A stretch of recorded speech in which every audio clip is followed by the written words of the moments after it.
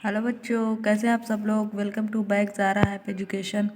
आज हम आपको पढ़ाएंगे कि त्रिकोणमिति के कुछ अनुप्रयोग। इससे पहले हम आपको क्या पढ़ाए थे, त्रिकोणमिति, और त्रिकोणमिति का जो टेबल था वो भी बताए थे कि कैसे हम इसको याद कर सकते हैं और कैसे हम इसको समझ सकते हैं। आज हम आपको पढ़ाएंगे कि त्रिकोणमिति के कुछ अनुप्रयोग में कैसे क्वेश्चन आते हैं, क्या आता है। ठीक है, इससे पहले आप चैनल पर अगर नए हो तो चैनल को लाइक, शेयर और सब्सक्राइब करना बिल्कुल ना भूलिएगा, और साथ ही साथ कमेंट भी करिएगा।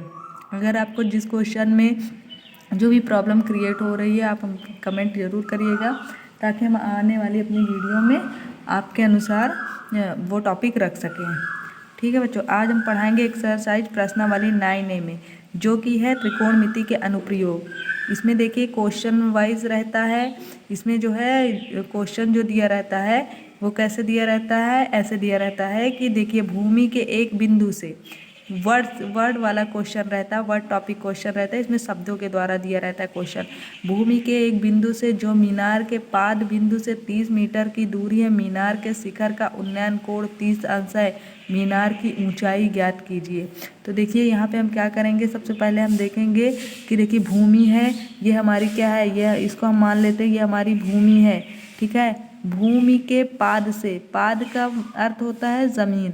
ठीक है, भूमि के पाद से एक मीनार है, क्या बनी हुई है, मीनार है, ये मीनार बनी हुई है। ठीक है, बिंदु से इसकी ऊंचाई कितनी है बेटा, 30 मीटर है। कितनी ऊंचाई है, 30 मीटर है। अब मीनार के शिखर का उन्नयन कोण, उन्नयन कोण, तो हमारा जो उन्नयन कोण होता है बेटा, वो उन्नयन कोण, देखिए बच्चों, शिखर का जो उन्नयन कोण होता है वो हमेशा नीचे से बनता है। कैसे, आप जैसे आप एक क्या है, एक खंबा है, ये इस खंबे को आप देख रहे हो, तो आप यहाँ पे खड़े होके देख रहे हो ना, आप यहाँ पे क्या कर रहे हो, खड़े होके देख रहे हो। ठीक है, तो आप जो नीचे से ऊपर की ओर देख रहे होते हो, तो वहीं पे जो कोण बनता है वही हमारा क्या होता है, उन्नयन कोण। तो हमारा उन्नयन कोण कितने अंश का बताया है, उन्नयन कोण हमारा दिया है 30 अंश का। क्या दिया है, 30 अंश का दिया है। और जो उन्नयन कोण होता है इसको हम मान लेते हैं ABC। ठीक है, ये हमारा क्या दिया है, दे दिया है, इतनी कोण की जो ऊंचाई है ये दे दिया है। ठीक है, सॉरी, ये जो मीनार है, मीनार की ऊंचाई दे रखा है। अब हमको क्या, ये जो यहाँ से यहाँ तक की दूरी हमारी कितनी दिया है, 30 मीटर दिया है। क्या दिया है, 30 मीटर दिया हुआ है। और हमको निकालने के लिए क्या बोला है, एच। हमको निकालने के लिए क्या कहा है बच्चों, एच कहा है। तो ये जो हमारा शिखर का उन्नयन कोण होता है इसको हमेशा हम क्या मानते हैं, टैन मानते हैं। क्या मानते हैं, टैन थीटा। इसको हमेशा याद रखेंगे, टैन थीटा। ठीक है, उन्नयन कोण के लिए क्या होता है, टैन थीटा। उन्नयन कोण ऐसा कोण होता है जिसको हम नीचे से, जब नीचे से खड़े होकर देखते हैं, ऊपर मान लीजिए ये खंबा है, इस खंबे को हम नीचे से देखते हैं तो वहाँ पे जो कोण बनता है उसको हम बोलते हैं उन्नयन कोण।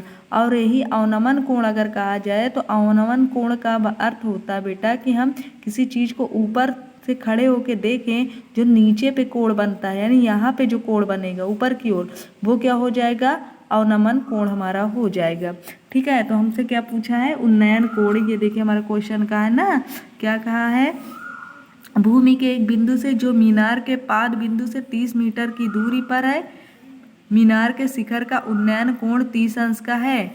अब बताइए मीनार की ऊंचाई ज्ञात कीजिए। तो हमको क्या निकालना है, मीनार की ऊंचाई हमको ज्ञात करना है। तो सबसे पहले हम क्या करेंगे, सबसे पहले हम मानेंगे, माना ऊंचाई हमारी कितनी है, ऊंचाई हमारी क्या है, AB। ऊंचाई क्या है, AB है। माना ऊंचाई हमारी AB है। ठीक है, अब इसको हम ऊंचाई जब निकालेंगे तो ऊंचाई के लिए हमको क्या निकालना पड़ेगा, टैन का मान निकालना पड़ेगा, क्योंकि टैन 30 अंश, चूँकि हम जानते हैं पहले ही कि टैन थीटा बराबर क्या होता है, लाल बटे कक्का से आप निकाल सकते हैं। अगर आपको ये याद है तो एक छोटी सी शॉर्ट ट्रिक होती है, इससे आप निकाल सकते हैं। लाल बटे कक्का से होता है लंब बटे आधार, टैन थीटा बराबर क्या होता है, लंब बटे आधार। अब ये देखिए हमको लंब निकालना है, आधार हमारा दिया हुआ है। ठीक है, तो हम क्या लिख देंगे यहाँ, लंब बटे आधार। क्या लिख देंगे, लंब बटे आधार। अब देखिए टैन 30 का मान कितना होता है, टैन 30 का मान कितना होता है बच्चों, टैन 30 का मान होता है, कितना होता है, टैन 30 का मान होता है 1/√3। ठीक है, और लंब हमारा, लंब H माना है, यहाँ पे क्या मान लिया हमने, H। ठीक है। आधार हमारा कितना दिया है, 30 दिया है। तो हमको क्या निकालना है, एच ही निकालना है। जब इस तरह के क्वेश्चन बन जाते हैं तो हम क्या करते हैं, क्रॉस मल्टीप्लाई करा देते हैं, क्रॉस गुणन करा देते हैं। जब जैसे ही क्रॉस गुणन कराएंगे तो ये हो जाएगा 3 इंटू 1, इधर चला जाएगा √3 इंटू एच। और हमको क्या निकालना है, एच ही निकालना है। तो एच को हम एक तरफ रख लेंगे और ये 30 इंटू 1 हो जाएगा एक तरफ और बाई में √3 हो जाएगा। तो एच बराबर हमारा क्या निकल सकता है, 30 √3। तो इसको हम एक तरह एक जैसे कर सकते हैं, कैसे, इसका एलसीएम निकाल के इसको देखते हैं।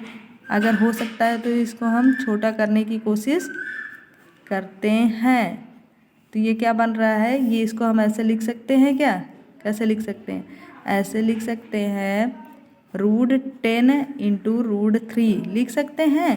अब इसको हम नीचे भी √3 है तो √3 क्या हो जाएगा, कैंसिल आउट हो जाएगा।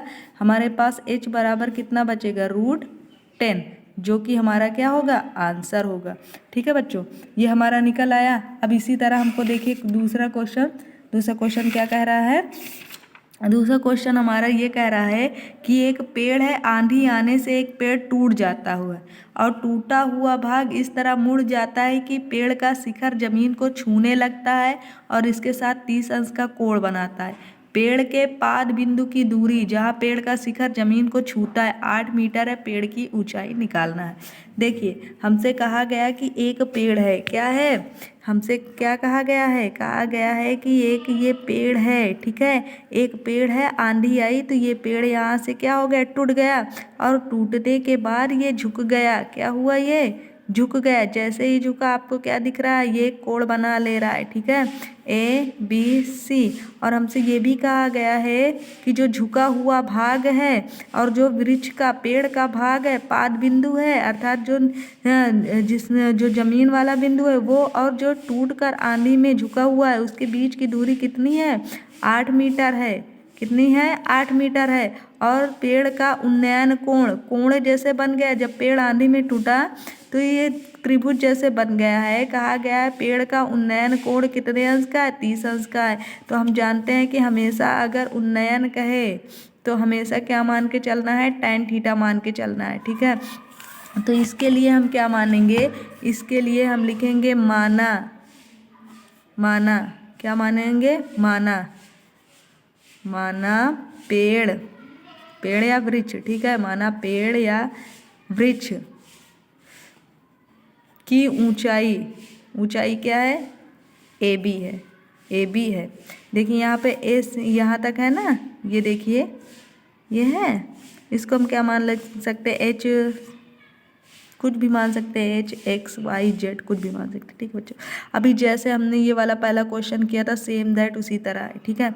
अब हम क्या बताएंगे, tan थीटा बराबर क्या होता है हमारा, लंब बटे आधार होता है, लंब बटे आधार, लाल बटे कक्का से हमको ये पता चला है कि tan थीटा हमारा लंब बटे आधार है। चूंकि थीटा बराबर हमको कितना दिया, 30 अंश दिया है, तो tan थीटा की जगह प्लेस पे कितना रखेंगे, 30 रखेंगे। लंब हमारा कितना है बेटा, h है, जो कि हमको क्या करना है, निकालना है। और आधार कितना है बेटा, 8 है, ठीक है। और हमको पता है कि tan 30 का मान कितना होता है, tan 30 का मान कितना होता है, tan 30 का मान 1/√3 होता है। चूँकि अभी हमने निकाला था इसलिए हमको ये मालूम है, ठीक है। अब हम जब tan 30 का मान निकालेंगे तो 1/√3 हो जाएगा इक्वल h/8 हो जाएगा। अब ये फिर इसी तरह दिखा और हमको क्या निकालना है, h निकालना है। तो हम क्या करेंगे, क्रॉस मल्टीप्लाई कराएंगे। जैसे ही क्रॉस गुणन कराएंगे तो इधर हो जाएगा 1/1 इंटू 8, इधर हो जाएगा h√3, ठीक है बच्चों, ये हो गया। अब जैसे ये हुआ तो हम क्या करेंगे, हमारा हो जाएगा h को इधर रोक लेंगे और 1 इंटू 8/√3 इसको रख सकते हैं, ठीक है।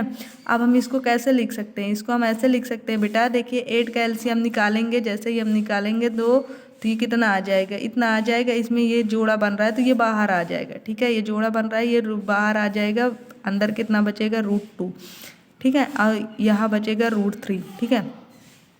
h बराबर हमारा इतना ही आ जाएगा आंसर, ठीक है, ठीक है। अगर आपको समझ में आया हो, ठीक है, आपको पढ़ने में अच्छा लगा हो तो चैनल को लाइक करिए, शेयर करिए और सब्सक्राइब ज़रूर करिए, कमेंट भी करिए ताकि आप जिस टॉपिक पर पढ़ना चाहते हैं ज़रूर कमेंट करिए, ताकि हम आगे आपको वो टॉपिक पढ़ा सकें। Thank you.